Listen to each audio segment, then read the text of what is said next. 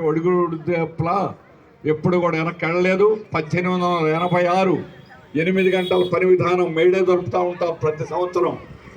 1886 అందువల్ల 140 ఏళ్ళు పైన జరిగినటువంటి చరిత్ర ఏమిటంటే 8 గంటల పని, 8 గంటల విశ్రాంతి, 8 గంటలు దినచర్య అనే సైన్స్ ఇది. ఒక మనిషి 8 గంటల కంటే అదనంగా పని చేస్తే అతని పని నైపుణ్యం ఉండదు. అట్లాగే శరీరం, అతని యొక్క వయసు తగ్గిపోతుంది.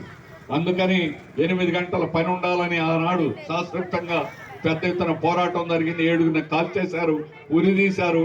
కానీ ప్రపంచం అంతా ఆ సిద్ధాంతం వ్యాపించింది. ప్రపంచం అంతా 8 గంటల పని వచ్చింది. మనకు ఆనాడు బ్రిటిష్ వాళ్ళు ఉన్నారు కాబట్టి ఆనాడు అంటే రావాలి. 1947లో ఫ్యాక్టరీ చట్టం అనేది వచ్చిన తర్వాత మనకు వచ్చింది. ఏమైనా 8 గంటలు అనేది ప్రపంచవ్యాప్తంగా ఉంది. కానీ ఈరోజు కార్పొరేట్లు విపరీతంగా పెరిగి వాళ్ళ లాభాల కోసం వాళ్ళు కొత్త ఇన్ఫోసిస్ నారాయణ చెబుతున్నారు. ఆదివారం మొగుడు పెళ్ళారు ఇళ్లలో కూర్చొని కబుర్లు చెప్పుకుంటారా? 13 గంటలు చేయండి, 14 గంటలు చేయండి అని చెబుతున్నాడు. ఇంకొక ఆయన ఎల్వి సుబ్రహ్మణ్యం అని ఆయన ఎల్ఎన్టీ కంపెనీ యజమాని, ఆయన ఏం చెబుతున్నాడు? 90 గంటలు చేయండి వారానికి అని చెప్తున్నారు.